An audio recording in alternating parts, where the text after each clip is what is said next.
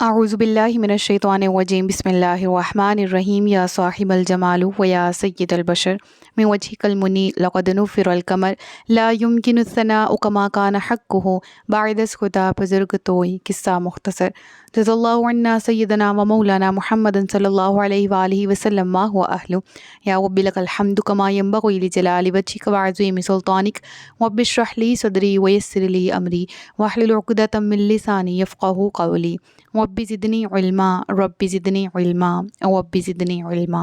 السلام علیکم ورحمۃ اللہ وبرکاتہ۔ میں حافظہ افرا جاوید اسلام آپ سب سے مخاطب ہوں۔ اپنے یوٹیوب چینل انفینٹ اسلام میں آپ سب کو خوش آمدید کہتی ہوں۔ امید کرتی ہوں آپ سب خیریت سے ہوں گے، زندگی پرسکون، پر اطمینان اور ایمان بالخیر گزر رہی ہوگی۔ پارہ نمبر 15 سورۃ بنی اسرائیل، اس کے پہلے رکوع کی آیت نمبر 2 سے آج آغاز کیا جا رہا ہے، جس میں اللہ رب العزت ارشاد فرماتا ہے وَآتَيْنَا مُوسَى الْكِتَابَ وَجَعَلْنَاهُ هُدًى لِبَنِي إِسْرَائِيلَ أَلَّا تَتَّخِذُوا مِن دُونِي وَكِيلًا، اور ہم نے موسیٰ کو کتاب عطا فرمائی اور اسے بنی اسرائیل کے لیے ہدایت بنا دیا کہ میرے سوا کسی کو کارساز نہ بناؤ۔ جیسا کہ گزشتہ آیت نمبر 1 میں واقعہ معراج یعنی نبی پاک صلی اللہ علیہ وآلہ وسلم کا ذکر کیا گیا، اس آیت میں حضرت موسیٰ علیہ السلام کا ذکر کیا گیا کہ رب العالمین نے ان کو کتاب یعنی تورات عطا کی تاکہ وہ بنی اسرائیل کو ہدایت کی طرف بلائیں۔ حضرت موسیٰ علیہ السلام نے بنی اسرائیل کو ہدایت کی طرف بلایا تاکہ وہ ہدایت حاصل کریں، لیکن بنی اسرائیل نے کیا کیا؟ نافرمانی کی۔ بنی اسرائیل سے مراد حضرت یعقوب علیہ السلام کی آل ہیں۔ سب سے زیادہ نعمتوں کا نزول اس آل پر ہوا، سب سے زیادہ انبیاء اس آل میں آئے، لیکن سب سے زیادہ ناشکری ترین قوم بھی بنی اسرائیل تھی۔ اللہ تبارک و تعالیٰ نے واقعہ معراج کے فوراً بعد حضرت موسیٰ کا ذکر کیا۔ ایک تو ڈفرینشیٹ میں نے آپ کو پچھلے ہی لیکچر میں بتا دیا کہ واقعہ معراج کے بعد حضرت موسیٰ علیہ السلام کا ذکر کرنا، اس کی ایک حکمت تو یہ ہے کہ موسیٰ بھی کلیم اللہ ہیں۔ جس طرح محمد کو معراج کروائی گئی صلی اللہ علیہ وآلہ وسلم، اور محمد صلی اللہ علیہ وآلہ وسلم جو اسلامی تعلیمات لے کر آئے، اسی طرح حضرت موسیٰ علیہ السلام سے بھی کلام کیا جاتا تھا۔ وہ جو اسلامی تعلیمات اپنی قوم کی طرف لائے، قوم کے لوگوں نے کیا کیا؟ ان کو جھٹلایا، انکار کیا، فرعون کے پیروکار ہوئے، اللہ سے ڈرنے کے بجائے فرعون سے ڈرے، اللہ کی نعمتوں کا شکر کرنے کے بجائے نعمتوں کی ناشکری کی، نعمتیں چھین لی گئی، انبیاء کے قتل کیے، حد درجے کی نافرمانیاں کیں۔ تو ان دونوں واقعات کو بالکل ساتھ ساتھ بیان کرنے کے پیچھے حکمت سمجھ میں آتی کہ اس قوم کا کیا حال ہوا جس کی طرف موسیٰ کو نازل کیا گیا تھا، جس کی طرف کتاب نازل کی گئی تھی۔ انہوں نے جھٹلایا، انہوں نے انکار کیا، انہوں نے نہ مانا، انہوں نے اچھائی کی باتوں پر عمل نہیں کیا، تو آج وہ کس حال میں ہیں۔ لہٰذا اے امت محمدی سنبھل جا، تو سمجھ جا، اے امت محمدی تیرے لیے بھی تمام نعمتیں رب العالمین کی طرف سے نازل کی گئیں، لہٰذا آج اپنے حال پہ غور کر لے، آج دیکھ لے کہ کیا تیرا حال بھی بنی اسرائیل قوم جیسا تو نہیں۔ اگر غور کیا جائے تو ہمارے حالات اس قوم سے زیادہ خراب اور بگڑے ہوئے ہیں۔ لہٰذا آج امت محمدی کو اپنے حالات پر غور کرنا ہے، اپنی حالت کو سنوارنا ہے، کیونکہ جس طرح اس قوم نے اپنے نبی کو جھٹلایا، انبیاء کو شہید کیا، انبیاء کی نہیں مانی، رب کی نافرمانی کی، آج وہ دنیا کی سب سے ذلیل ترین قوم ہے۔ لہٰذا عزت کا معیار تقویٰ ہے۔ عزتیں تب ملیں گی جب حضور کی عزت کی حفاظت ہوگی، عزتیں تب ملیں گی جب رب العالمین کے احکامات کی پیروی ہوگی، عزتیں تب ملیں گی جب رسول اللہ صلی اللہ علیہ وآلہ وسلم کی سنت پر عمل کیا جائے گا۔ اس کے بعد ارشاد ہوا ذریۃ من حملنا مع نوح انہ کان عبدا شکورا۔ پھر حضرت نوح علیہ السلام کا ذکر کیا گیا۔ آدم ثانی ہیں، حضرت نوح نے بھی بہت صبر کے ساتھ، بہت زیادہ عظیم طریقے سے تبلیغ کا کام سر انجام دیا، اور ان کی ایک صفت بیان ہو رہی اس آیت میں کہ وہ میرا بندہ بہت زیادہ شکر گزار تھا، شکر ادا کرنے والا تھا۔ تو شکر ادا کرنے کی کیا فضیلت ہے، اس کے بارے میں ہم اگر اپنے نبی کریم صلی اللہ علیہ وآلہ وسلم کی سنت بھی دیکھیں تو نبی اکرم صلی اللہ علیہ وآلہ وسلم بھی دعا مانگا کرتے تھے اللہ سے کہ اے اللہ تو اپنے ذکر، اپنے شکر اور اپنی عبادت اچھی طرح کرنے پر میری مدد فرما۔ یعنی نبی اکرم صلی اللہ علیہ وآلہ وسلم رب العالمین سے یہ دعا اس لیے کرتے تاکہ امت کے لیے ایک سنت کا رستہ بھی قائم ہو جائے اور امت کی طرف تبلیغ بھی ہو جائے اور امت سیکھ بھی لے اپنے نبی سے یہ دعا۔ لہٰذا اس دعا کو چلتے پھرتے پڑھنا چاہیے، اللہم اعنی علی ذکرک و شکرک و حسن عبادتک، ٹھیک ہے۔ اس لیے ہمیں زیادہ سے زیادہ اس آیت کا ورد کرتے رہنا چاہیے تاکہ دین میں ثابت قدمی، اپنی عبادات میں حسن، اپنے معاملات میں شکر اور اپنی زبان پر ذکر جاری رکھنے کی عادت ڈل سکے انشاءاللہ۔ تو شکر ایسی چیز ہے جس سے نعمت مزید ملتی ہے، نعمت بڑھتی ہے۔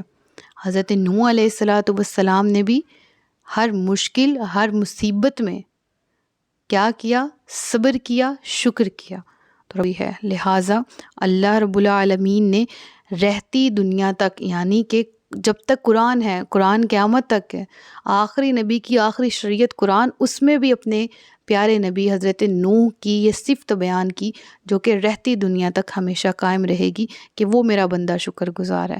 آج ہم بھی شکر اپنی زندگیوں میں شامل کریں گے تو انشاءاللہ اللہ تبارک و تعالیٰ کے محبوب بندوں میں ہمارا بھی شمار ہوگا۔ اس کے بعد اگلی آیت پڑھ لیتے ہیں، وَقَضَيْنَا إِلَىٰ بَنِي إِسْرَائِيلَ فِي الْكِتَابِ لَتُفْسِدُنَّ فِي الْأَرْضِ مَرَّتَيْنِ وَلَتَعْلُنَّ عُلُوًّا كَبِيرًا۔ اور ہم نے بنی اسرائیل کی طرف کتاب میں وحی بھیجی کہ تم ضرور زمین میں 2 بار فساد کرو گے اور تم ضرور بڑا تکبر کرو گے۔ کون سی 2 بار انہوں نے فساد کیا؟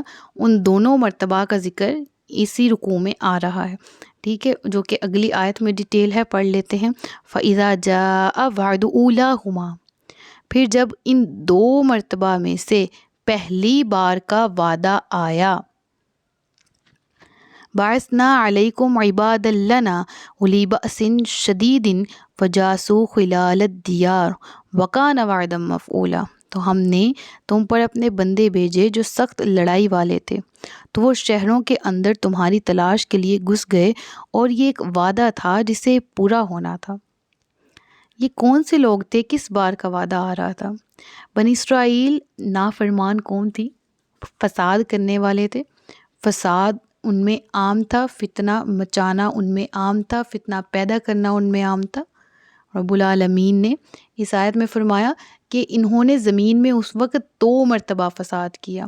جب پہلی دفعہ فساد کیا، انبیاء کو شہید کیا، انبیاء کا ناحق قتل کیا، انہوں نے انبیاء کی بات نہیں مانی، رب العالمین کے حکم کے اینٹی چلے، اپنے ہی بنائے ہوئے عقائد کو فالو کرنا شروع کیا، اپنے ہی بنائے ہوئے بتوں کو پوجنا شروع کیا، تو رب العالمین کے حکم کی نافرمانی کی وجہ سے اللہ پاک نے ان پر جو پہلی دفعہ کے عذاب کا واقعہ آیا اس کا ذکر اس آیت میں کیا کہ جب پہلی بار کے واقعے کا وقت آیا تو رب العالمین فرماتا ہے کہ جب انہوں نے نافرمانی کی تو سزا کے طور پر ہم نے ان کی طرف بندے بھیجے جو سخت لڑائی والے تھے، تو انہوں نے شہروں کے اندر گھس کر تمہاری تلاش کی، تمہیں نقصان پہنچایا، اور یہ وہی وعدہ تھا جسے پورا ہونا تھا۔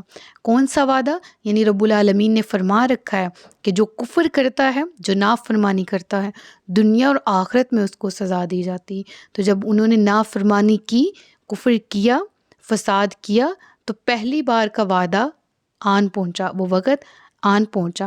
یہ کون سے لوگ تھے؟ یعنی 2 مرتبہ کے فساد میں سے پہلی دفعہ جب فساد کا وقت آیا تو صورت کیا تھی؟ تورات کے احکامات کی مخالفت تھی، گناہ کے کاموں میں پڑ گئے تھے، حرام چیزوں کے مرتکب ہونے لگے، حتیٰ کہ انہوں نے اللہ عز و جل کے نبی حضرت شعیب علیہ السلام اور ایک قول کے مطابق حضرت ارمیہ علیہ السلام کو قتل کیا۔ اور جب بنی اسرائیل نے یہ فساد کیا تو اللہ نے ان پر بہت زور و قوت والے لشکروں کو مسلط کر دیا تاکہ وہ انہیں لوٹیں اور انہیں قتل کر دیں، ساتھ ہی ساتھ انہیں ذلیل اور رسوا کریں۔ دنیا میں تو یہ ضلالت ہے، آخرت میں بھی ان کا انجام بہت برا ہے۔ تو جو جیسا عمل کرتا ہے اس کے مطابق ہی جزا پاتا ہے، اچھا عمل تو اچھی جزا، برا عمل تو سزا۔ تو یہاں ذکر ہے نا کہ جب بنی اسرائیل نے فساد کیا تو اللہ نے ان پر بہت زور و قوت والے لشکروں کو مسلط کیا۔ یہ لشکر بخت نصر کے تھے جو کہ ان پر مسلط کیے گئے تھے تاکہ ان کو ان کے اعمال کا مزہ تو اللہ رب العالمین نے چکھانا تھا، اور وہ کیا تھا کہ ان کے کیے ہوئے کی وجہ سے ان پر وہ ظالم شخص مسلط کر دیا جس نے نہ آؤ دیکھا نہ تاؤ، اور ان پر ٹوٹ پڑا اور اس قدر برے طریقے سے ان کا حال کیا کہ ان کے لوگوں کو قتل کیا، ان کو ذلیل کیا، رسوا کیا اور شہروں کو ویران کر ڈالا۔ اس کے بعد پھر کیا ہوا؟ اللہ رب العالمین نے ان کو معاف فرمایا ان کی حرکتوں کی وجہ سے، اور پہلی بار کا جب واقعہ پیش آیا رب العالمین فرماتا ہے اس کے بعد ہم نے تمہارا غلبہ ان پر الٹ دیا اور مالوں اور بیٹوں کے ساتھ تمہاری مدد کی، اور ہم نے تمہاری تعداد بھی زیادہ کر دی۔ یعنی پھر میرا احسان یاد کرو، پہلی دفعہ کے فساد کے بعد جب تم پر عذاب آیا اور پھر میری طرف سے معافی ملی اور میں نے تمہاری تعداد میں اضافہ کر دیا، تمہیں مدد دی مال کے ساتھ بھی اور اولاد کے ساتھ بھی، بیٹوں کے ساتھ بھی، تاکہ تمہاری قوت میں اضافہ ہو۔ چنانچہ ایسا ہی ہوا تھا، یعنی ان کو بیٹوں کے ذریعے اور مال کے ذریعے مضبوط کیا۔ اس آیت سے یہ بھی معلوم ہوتا ہے کہ مالی قوت ہونا اور افرادی قوت حاصل ہونا اس کی بھی بڑی اہمیت ہے، اور طاقت کے میدان میں ان کا بڑا عمل دخل ہے، اور اگر ان کا صحیح استعمال کیا جائے تو یہ اللہ عز و جل کی بہت بڑی نعمت ہے۔ دیکھیں نا، ان کو مال اور ان کو طاقت دی گئی تھی، صحیح استعمال کے لیے دی گئی تھی، ان کی تعداد میں اضافہ ہو گیا تھا، ان کی قوت میں اضافہ ہو گیا تھا تاکہ درست استعمال کیا جائے، لیکن انہوں نے اس کا درست اور جائز استعمال نہیں کیا، یعنی نسلوں کی بھی صحیح طریقے سے پرورش نہیں کی، صحیح طریقے سے پروان نہیں چڑھایا، اور ان کو بھی فاسق اور نافرمانی جوان کیا، اور جو مال اللہ تبارک و تعالیٰ نے انہیں دیا تھا اس کا بھی جائز طریقے سے استعمال نہیں کیا۔ تو معلوم یہ ہوتا ہے کہ جو بھی نعمت رب العالمین نے دی ہے نا وہ یوزفل پرپسز کے لیے دی ہے۔ خواہ اس کو اگر آج کے دور میں لے لیں تو میرے اور آپ کے پاس جو لیپ ٹاپ، موبائل، کمپیوٹرز، ہمارے پاس کوئی بھی چیز ہے استعمال کی، اس سے اگر ہم وہ کام کرنا شروع کر دیں جس کی طرف جانے سے اللہ نے منع کیا تو رب العالمین ناراض ہو جاتا ہے اور وہ پھر نعمت بھی چھین لی جاتی ہے، جیسا کہ بنی اسرائیل کے ساتھ ہوا تھا۔ کیا ہوا تھا؟ اسی آیت میں مزید ڈیٹیل پڑھ لیتے ہیں آگے۔ رب العالمین فرما رہا ہے کہ ان احسنتم احسنتم لانفسکم، اگر تم بھلائی کر رہے ہو تو اپنے ہی لیے بہتر کر رہے ہو، اگر تم کوئی نیکی کرتے ہو تو اس کا اجر تمہیں ضرور دیا جائے گا، اور اگر تم برا کرو گے تو تمہاری ہی جانوں کے لیے ہوگا۔ اب اس آیت کو میں دوسرے طریقے سے بھی پڑھ رہی تھی، یعنی میرے ذہن میں اس کی تفسیر ایک اور لحاظ سے بھی تھی۔ میں یہ سوچ رہی تھی کہ جب ہم نیکی کر رہے ہوتے ہیں، جب ہم کسی کی زندگی آسان کر رہے ہوتے ہیں تو رب العالمین ہماری زندگی میں بھی آسانیاں لا رہا ہوتا ہے، اور جب ہم کسی کا برا سوچتے ہیں، کسی کے ساتھ برا کرتے ہیں تو وہ پلٹ کے ہمارے تک بھی ضرور آتا ہے۔ رب فرما رہے ہیں نا کہ اگر تم بھلائی کرتے ہو تو تمہارے اپنے لیے بھلائی ہے، کر تو ہم کسی دوسرے کے ساتھ رہے ہیں، وہ ہمارے ساتھ بھلائی کیسے؟ یعنی ہمارا اپنی ذات کے ساتھ یہ بہت منصفانہ سلوک ہوتا ہے، ہمارا اپنی ذات پہ احسان ہوتا ہے اگر ہم اس کو صحیح طریقے سے ٹرین کر رہے ہیں۔ جب ہم اپنے نفس کو مارتے ہیں، جب ہم اپنے آپ کو مار کے دوسرے کا سوچتے ہیں نا، تو پھر رب العالمین ہمارے کام آسان کر رہا ہوتا ہے۔ جب ہم کسی کے راستے کے کانٹے اٹھا رہے ہوتے ہیں تو ہمارے راستے بھی خود بخود صاف اور کلیئر ہونا شروع ہو جاتے ہیں۔ بالکل اسی طرح رب فرما رہا ہے کہ اگر تم برا کرو گے تو وہ بھی تمہارے اپنے لیے ہوگا۔ اب سوال ہے کہ میں نے برا کسی اور کے ساتھ کیا، اس سے نقصان بھی اس کا ہوا، میرا تو نہیں ہوا، تو اس آیت میں تو ہے کہ تم نے برا کیا تو وہ تمہارا ہی برا ہے۔ تو بالکل ایسا ہے، دنیاوی طور پہ بھی پلٹ کے ضرور آتا ہے، کسی کو دیا ہوا دھوکہ بھی آپ کو پلٹ کے ضرور آتا ہے، کسی کے ساتھ کیا ہوا ظلم بھی آپ تک پلٹ کے ضرور آتا ہے، ناانصافی بھی پلٹ کے ضرور آتی ہے۔ ظلم اور والدین کی نافرمانی، یہ دو ایسے بڑے گناہ ہیں جن کی سزا دنیا میں تو لازمی ملتی ہے۔ تو یہ چیز سمجھنے کی ضرورت ہے اس آیت کی روح سے، جو کہ رب العالمین ہمیں بنی اسرائیل کا واقعہ بیان کرتے ہوئے سمجھا رہا ہے۔ پھر آیت کے اگلے حصے میں ہے کہ پھر جب دوسری بار کا وعدہ آیا تاکہ وہ تمہارے چہرے بگاڑ دیں اور تاکہ مسجد میں داخل ہو جائیں جیسے پہلی بار اس میں داخل ہوئے تھے، اور جس چیز پر غلبہ پائیں اسے تباہ و برباد کر دیں۔ اب اس آیت میں کون سی مسجد مراد ہے اور دوسری بار کے وعدے سے کیا مراد ہے؟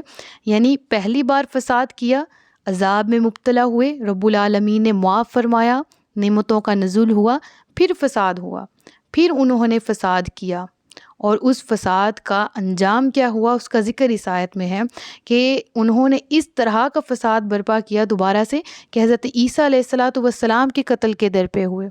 پہلے ان سے پہلے ہم نے پڑھا نا کہ حضرت شعیہ یا حضرت ارمیہ دونوں کے حوالے سے روایات ملتی، ان کو شہید کیا جب پہلی بار کا عذاب۔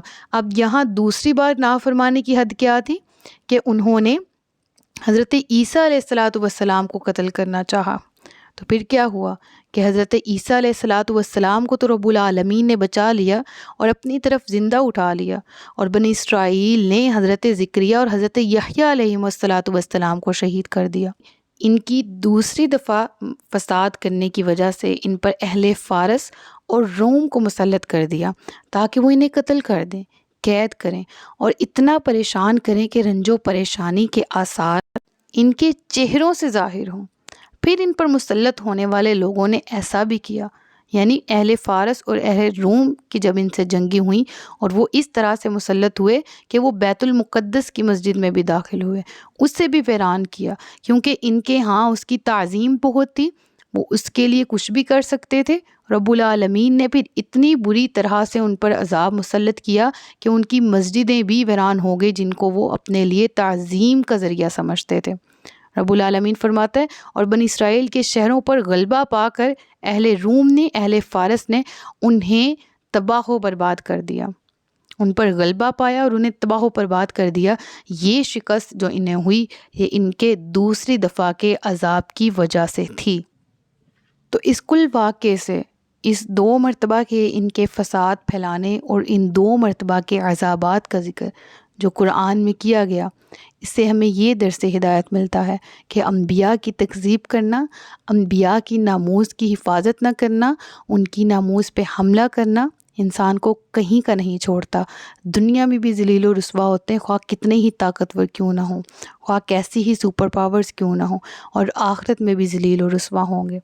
رب العالمین فرماتا ہے اگلی آیت میں، قریب ہے کہ تمہارا رب تم پر رحم فرمائے، اور اگر تم پھر دوبارہ شرارت کرو گے تو ہم دوبارہ سزا دیں گے، اور ہم نے جہنم کافروں کے لیے قید خانہ بنا دیا ہے۔ یعنی اے بنی اسرائیل، دوسری مرتبہ کے بعد اگر تم دوبارہ توبہ کر لو اور گناہوں سے باز آ جاؤ تو ہم تم پر پھر اپنا رحم و کرم کریں گے، لیکن اگر تم نے تیسری مرتبہ پھر شرارت کی اور فتنہ و فساد کیا تو ہم پھر تمہیں اس کی سزا دیں گے۔ چنانچہ پھر ایسا ہی ہوا تھا۔ انہوں نے کیا کیا؟ حضرت عیسیٰ علیہ السلام کے دور میں ان کے قتل کے در پہ ہوئے نا بنی اسرائیل، اور ان کو اللہ نے آسمان پر زندہ اٹھا لیا۔ اس کے بعد نبی کریم صلی اللہ علیہ وآلہ وسلم کے دور تک تقریباً 550 سال بنتے ہیں، تقریباً 600 سال بنتے ہیں، تو اس دور میں کوئی دوسرا نبی نہیں آیا، لیکن انہوں نے تیسری بار پھر فساد کیا۔ اور کب فساد کیا؟ زمانہ مصطفی میں، نبی کریم صلی اللہ علیہ وآلہ وسلم کے دور میں۔ اور وہ فساد کیا تھا کہ نبی اکرم صلی اللہ علیہ وآلہ وسلم نے جب اعلان نبوت کیا تو انہوں نے ان کی بھی تکذیب کی، رب العالمین نے اس کے بدلے ان کو ہمیشہ ہمیشہ کے لیے ذلیل کر دیا۔ آج بھی دنیا کی سب سے ذلیل ترین قوم یہودی ہے، اور آج بھی یہ لوگ ذلت و رسوائی کا شکار ہیں۔ لہٰذا ہمیں بھی ان آیات سے سبق ملتا ہے کہ مسلمان جب تک قرآن مجید کے احکامات اور رسول کریم صلی اللہ علیہ وآلہ وسلم کی اطاعت پر عمل پیرا رہے تو دنیا بھر میں انہیں قوت، غلبہ، اقتدار سب کچھ حاصل رہا، اور جب سے انہوں نے قرآن و حدیث کی پیروی میں سستی کرنا شروع کی اور حرام اور ناجائز افعال میں مبتلا ہوئے، تب سے ان کی شان و شوکت اور اقتدار زوال پذیر ہونا شروع ہو گیا، اور یہی زوال کا شکار ہم ہیں، اور اسی مزید زوال کی طرف جا رہے ہیں۔ اللہ ہمیں قرآن اور حدیث سے جوڑ دے۔ ہمیں چاہیے کہ اب بھی سنبھل جائیں، کیونکہ اس قدر مسلم امت زوال کا شکار ہے، اور وجہ یہی ہے کہ ہم ذلیل رسوا اسی وجہ سے ہو رہے ہیں کہ ہم تارک قرآن ہیں، ہم نے قرآن چھوڑ دیا، ہم نے حدیث چھوڑ دی۔ وہ معزز تھے زمانے میں، مسلمان ہو کر ہم ذلیل و خوار ہو رہے ہیں۔ تارک قرآن ہو کر۔ اللہ تبارک و تعالی ہم سب کو ہدایت عطا فرمائے اور دین کے احکامات کے مطابق وہ احکامات جو قرآن میں ہیں، جن کا ذکر اب دیکھیں اگلی آیت میں آ رہا ہے، بے شک یہ قرآن وہ راہ دکھاتا ہے جو سب سے سیدھی ہے اور نیک اعمال کرنے والے مومنوں کو خوشخبری دیتا ہے کہ ان کے لیے بہت بڑا ثواب ہے، اور یہ کہ جو آخرت پر ایمان نہیں لاتے ہم نے ان کے لیے دردناک عذاب تیار کر رکھا ہے۔ اللہ تبارک و تعالی ہم سب کو ایمان بالخیر زندگی اور ایمان بالخیر موت عطا فرمائے، آمین۔ صدق اللہ العلی العظیم و صدق رسولہ النبی الکریم۔ سچ فرمایا اللہ نے جو عظمت والا ہے۔ اپنا بہت سا خیال رکھیے گا، مجھے دعاؤں میں یاد رکھیے گا۔ تاجدار ختم نبوت زندہ باد، پاکستان ہمیشہ زندہ باد۔ السلام علیکم ورحمۃ اللہ وبرکاتہ۔